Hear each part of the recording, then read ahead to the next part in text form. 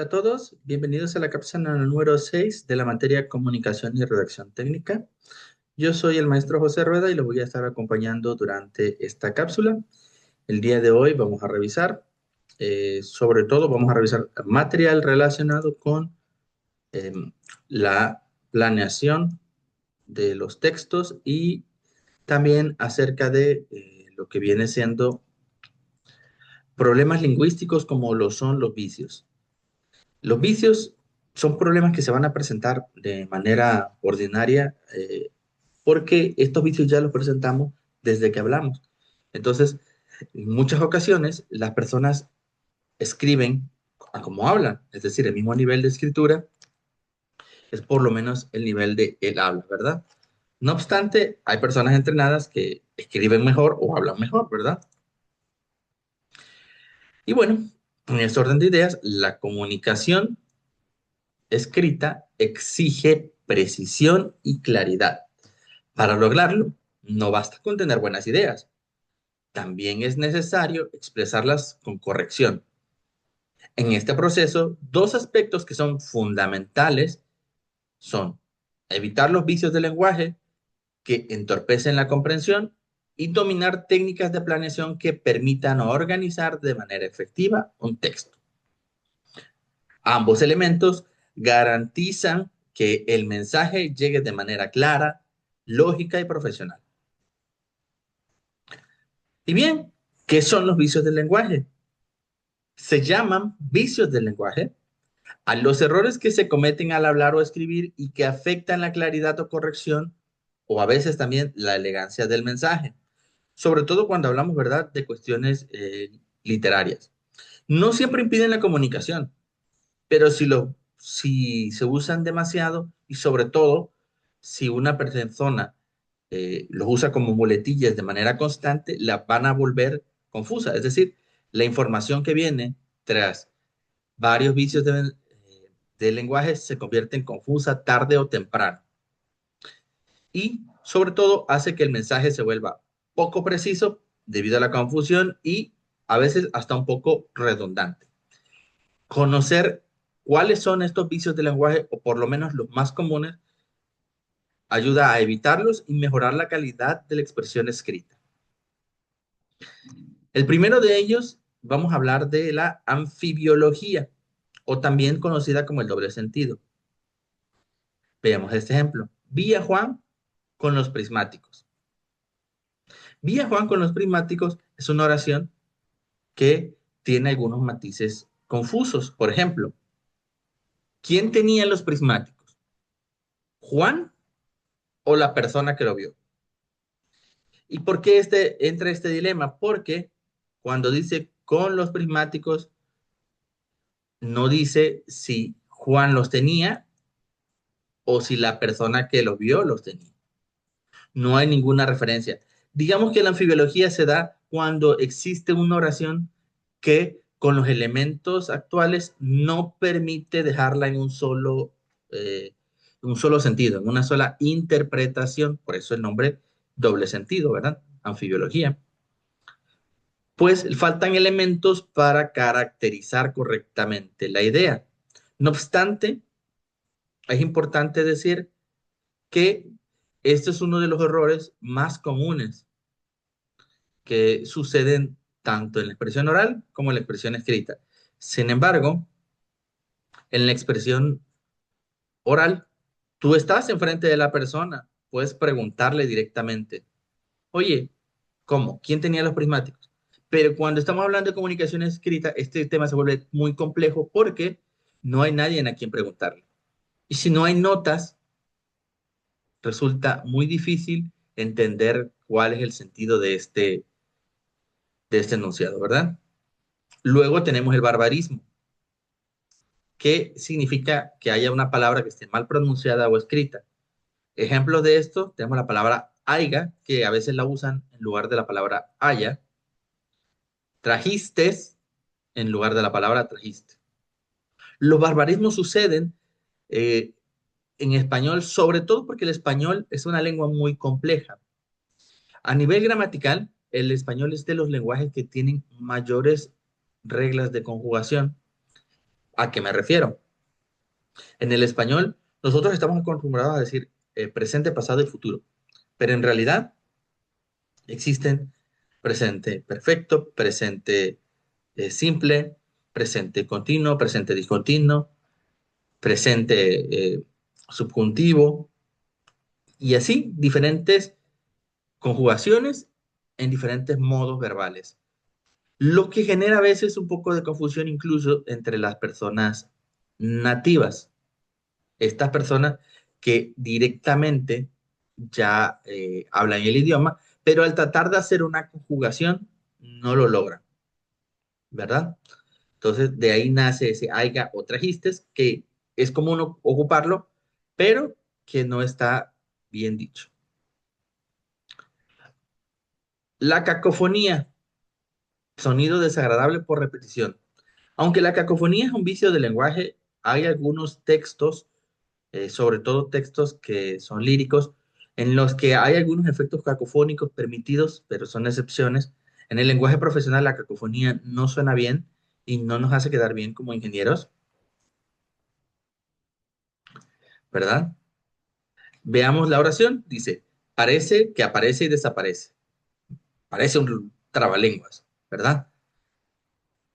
La cacofonía lo que te dice es, mira, este sonido se está escuchando de manera repetitiva. Entonces, puede sonar desagradable, tanto al escribirlo y leerlo mentalmente, como al exponerlo en un diálogo, ¿verdad? Luego tenemos lo que conocemos como pleonasmos.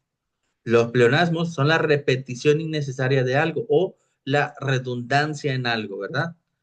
Por ejemplo, subir arriba o bajar abajo. Si tú no estás indicando el lugar de donde subes, decir subir arriba simplemente es redundante. Normalmente tendrías que decir subir al ático, subir al carro, subir a la montaña, ¿verdad? Tú puedes usar el verbo subir y luego indicar el lugar, pero subir arriba, arriba no es un lugar, ¿verdad? No se trata de una palabra que puede usarse de esa manera. La monotonía o uso exclusivo de las mismas palabras. Vamos a ver la oración y se va a entender muy fácil. El niño juega con el balón es rojo, el balón es grande, el balón rueda rápido. Entonces, ¿cuántas veces dijimos balón? Una, dos, tres, cuatro, ¿verdad? Entonces, hablar de oraciones cortas y el mismo tipo de, el mismo sujeto, pues, puede generar ese efecto ruidoso, ¿verdad? Ese efecto como abultado. Entonces, a esto se le conoce como monotonía, que es básicamente una definición de pobreza del lenguaje. Es decir, la persona que está redactando no tiene la suficiente habilidad lingüística para pasar en los diferentes tipos de sujetos. Pero en realidad esto es muy común, sobre todo cuando no estamos acostumbrados a redactar textos. Es muy común que nos equivoquemos y no se preocupen, esto es totalmente corregible. ¿Cómo podemos salir de esa pobreza del lenguaje? Sobre todo leyendo, viendo cómo se utilizan correctamente los pronombres personales, indicativos, ¿verdad? ¿Para qué? Para encontrar las maneras de decir las cosas sin que específicamente utilices el mismo sujeto. También se habla de la impropiedad léxica o el mal uso de una palabra. Por ejemplo, me gusta leer novelas de ciencia fricción. Se dice ciencia ficción, no ciencia fricción, ¿verdad? Es decir, eh, esto pasa a veces con palabras que las personas no están acostumbrados y últimamente es un fenómeno que se ha presentado por los anglicismos, es decir, palabras que vienen del inglés y que hoy día ya se aceptan como parte del español, ¿verdad? El ejemplo, palabras como trend, viral y así sucesivamente, ¿no? Porque son palabras difíciles para algunas personas. Esto también sucede con la mala pronunciación de algunas palabras. Por ejemplo, la palabra pizza está bien pronunciada, viene del italiano. Pero, por ejemplo, la palabra spaghetti. Spaghetti es una palabra italiana, pero en español decimos espagueti. La pronunciación correcta es spaghetti, es decir, sin la E del principio. Entonces, cosas como esas hacen esas impropiedades léxicas. Un ejemplo que a mí me pasó trabajando en el sur del país, en la zona que es Tabasco, Campeche, Quintana Roo, es que me encontré que en lo que es la península de Yucatán, la mayoría de la gente utilizaba la palabra buscar como sinónimo de encontrar. Y me explico. Llegó un compañero y me dijo, oye, lo busco, pero no lo busco. ¿Dónde quedó el marro? Y yo no entendía. Posteriormente yo le pregunté, oye, ¿qué quisiste decir con esto? Y ya él me explicó. El primer buscar quiere decir localizar, ¿verdad? Identificar en qué posición se encuentra algo. Pero el segundo buscar ellos lo usan o lo usaban en algunas zonas como sinónimo de encontrar. Entonces de repente me decía, yo no lo busco. ¿Y por qué no? ¿No tienes ganas? ¿Tienes flojera? ¿O tienes apatía por buscarlo? Y la respuesta no era esa. La respuesta era simplemente él estaba diciendo no lo encuentro. Y estos vicios del lenguaje se presentan durante toda nuestra vida y nos van invadiendo poquito a poquito, al punto en que hay personas que ya los utilizan y creen que es la manera correcta. Incluso personas lo dicen en contextos formales pensando que es la mejor manera de decirlo. Uno de los más comunes cuando dicen más sin embargo, ¿verdad? Que es un pleonasmo, porque más y sin embargo en un contexto lingüístico significan algo similar a pero, o sea, significan lo mismo, por lo tanto estás diciendo pero, ¿verdad? Entonces suena como extraño, ¿no? Igual, eh, cuando los vicios aparecen en un texto, ya sea profesional o académico, el mensaje pierde precisión y credibilidad y el lector puede confundirse, aburrirse o incluso interpretar algo distinto a lo que se quiso expresar. Evitarlos no es solo un asunto de corrección formal, sino de respeto hacia quien recibe el mensaje. Técnicas de planeación de texto. La claridad se logra cuando el lector comprende con facilidad lo que se quiere transmitir. Para alcanzarla, se debe usar palabras precisas, evitar rodeos innecesarios y construir oraciones coherentes. Un texto claro no es aquel que utiliza términos rebuscados, sino aquel que comunica ideas complejas de manera sencilla y directa. Y sobre todo tienen que tener en cuenta que diferentes textos van para diferentes niveles de preparación. Entonces, no podemos esperar un lenguaje determinado en un grupo que no esté apto. Si nosotros vamos a escribir orientado a un grupo, no es el grupo el que se tiene que adaptar al escritor. El escritor tiene que adaptarse al grupo, ¿verdad? Yo ponía el ejemplo, o he puesto el ejemplo en varias clases, de la palabra paragón. Paragón significa comparar. Es que ese equipo no tiene paragón, es muy bueno. Es que ese equipo no tiene comparación, es muy bueno. Las palabras significan lo mismo, pero si yo utilizo la palabra paragón en un contexto eh, de personas donde puede sonar rebuscado, será un problema el entender el mensaje, ¿verdad? También hay palabras que en el pasado eran muy comunes y hoy día ya no lo son tanto, ¿verdad? Por ejemplo, la palabra ignominia. La palabra ignominia, que hace referencia a una gran vergüenza, ¿verdad? Una gran humillación. No, es que la ignominia que le causas a la familia. Es difícil de entender para las personas que no sepan el significado de ignominia y que hoy día ya no es una palabra tan usada como antes. En cambio, la palabra vergüenza es una palabra muy neutral, ¿verdad? Es atemporal. Se ha usado durante mucho tiempo y se sigue usando. La claridad también va a depender en muchos sentidos de la organización. Escribir sin plan puede llegar a ideas dispersas o repeticiones innecesarias. La planeación consiste en diseñar un esquema previo que guíe el desarrollo del texto, asegurando su coherencia y cohesión, sobre todo para que haya una unión entre todas las partes. Dentro de las técnicas de la planeación, vamos a tener la lluvia de ideas, que es una de las técnicas que consiste en anotar todas las ideas relacionadas con el tema que queremos tratar, sin importar su relevancia. Y posteriormente a eso, en un proceso creativo, ir jerarquizando cuáles son las más útiles y cuáles son las menos útiles. Y también, ¿por qué no? Descartando. Aunque hay ideas que puedan contribuir, también hay que entender que hay que usar algo que se conoce como economía del lenguaje. La economía del lenguaje es usar el lenguaje apropiado para que se entienda la idea. Sobre ejemplificar también es una manera de arruinar un texto.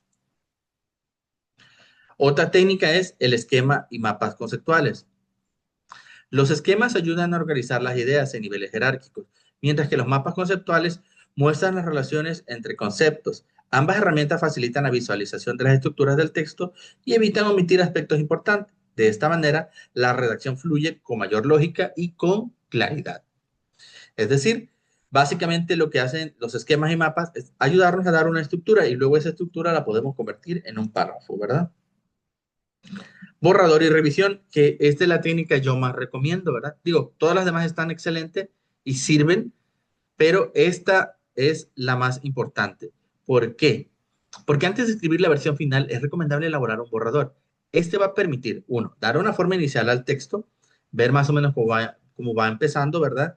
Detectar algunas fallas entre la coherencia de nuestros propios argumentos y sobre todo encontrar, perdón, si se ubican ciertos vicios del lenguaje, ¿verdad? Aquí voy a cometer un mismo, una cacofonía con encontrar si encontramos, ¿no? Como les digo, es muy fácil equivocarse.